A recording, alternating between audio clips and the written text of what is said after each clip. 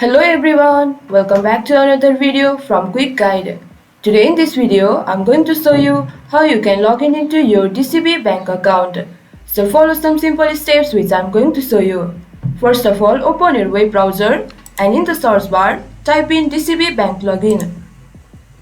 And as the search result, you can see on the first option, DCB e-banking internet banking. Click on it. It will redirect you to the login portal of DCB bank. And over here, enter the user ID of your account. And in the password section, enter the password of your account. And in this drop down arrow, choose the interface that you want to redirect. And click on login. You will be logged into your DCB bank account. And in case if you guys forgot your login credentials, click here forgot password to reset it. And if you want to create a new account on DCB bank or you are a new user, click here register for personal internet banking. So this was for this video. This is how you can log in into your DCB bank.